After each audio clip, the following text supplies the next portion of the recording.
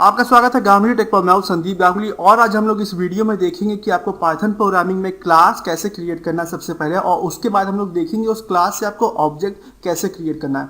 तो यहाँ पर देखिए जो है मैंने पाइथन आईडीएलई को ओपन करके रखा है, उसमें मैंने फाइल पर जाके न्यू फाइल में जाके एक नया फाइल मैंने क्रिएट किया है। तो अब देखते हैं कि आपको क्लास कैसे बनाना है। तो क्लास बनाने के लिए सबसे पहले आपको क्लास लिखना है, ये एक पाइथन का कीवर्ड है। उसके बाद आपको स्पेस देना है और फिर आप अपने क्लास का जो भी नाम रखना चाहते हैं वो रख दीजिए, जैसे कि मैंने यहाँ पे टेस्ट रख दिया। उसके बाद आपको कॉलर लगाना है, फिर एंटर दबाना है।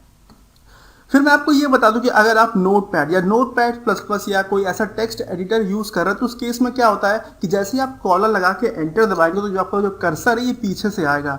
अगर आप कोई आईडी यूज कर रहे हैं पाइथन का तो उस केस में क्या होगा, कॉलर लगाएंगे एंटर दबाएंगे तो आपका कर्सर इस तरीके से बन के आएगा। लेकिन अगर आप कोई टेक्स्ट एडिटर यूज कर रहे हैं वहां पे अगर पीछे से कर्सर बन के आ रहा है तो आपको अपने कीबोर्ड पे टैब एक बार दबाना है। तो इससे क्या होता है, इससे पाइथन को ये पता चल जाता है कि जो आपका जो क्लास है इसकी बॉडी जो है यहाँ से स्टार्ट होता था। अब इसके नीचे जो भी आप कोड लिखेंगे वो इस क्लास का हिस्सा होगा। तो यहाँ पर जो है हम क्लास में कोई भी जो है वेरिएबल या मेथड्स या कहे या फंक्शन है वो क्रिएट नहीं करने वाले, वो हम लोग आगे की वीडियोस में देखेंगे। यहाँ पे हम लोग केवल एक क्लास क्रिएट कर रहे हैं और जिसका जो बॉडी है वो खाली रहेगा। और जब आप कोई क्लास क्रिएट करते हैं तो अगर आप इसकी बॉडी को एम्प्टी रखना चाहते हैं तो उस केस में जो है पाइथन में कीवर्ड है जिसे कहते हैं पास।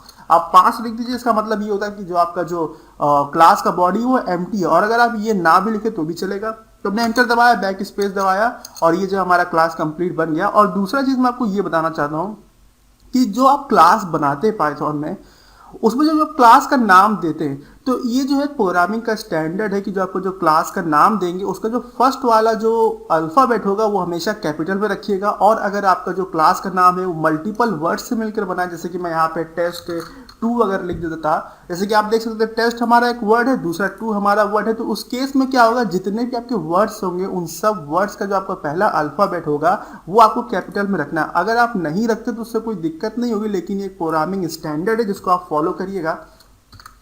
तो ये जो हमारा क्लास बन गया, अब देखते हैं कि आप इस क्लास से आपको ऑब्जेक्ट कैसे क्रिएट करना होता है। तो ऑब्जेक्ट क्रिएट करने के लिए क्या होता है, जैसे आप वेरिएबल्स बनाते हैं उसी तरीके से एक नाम लिख दीजिए। जैसे कि मैंने यहाँ पे नाम दे दिया टी। उसके बाद आपको इक्वल लगाना है, फिर आपको अपने इस क्लास का नाम लिखना है। बिल्कुल सेम स्पेलिंग जो है बिल्कुल सही रखिएगा, अल्फाबेट्स अगर यहाँ पे जिस तरीके से लिखा है, जैसे आप देख रहे हैं ये पहला कैपिटल है बाकी स्मॉल है, तो उसी तरीके से आपको लिखना है। उसके बाद आपको पैरेंथेसिस ये वाले ब्रैकेट लगाने हैं, फिर आप एंटर दबाइए और अब जो है आपका एक ऑब्जेक्ट क्रिएट हो गया टेस्ट क्लास का, जिस ऑब्जेक्ट का नाम टी है।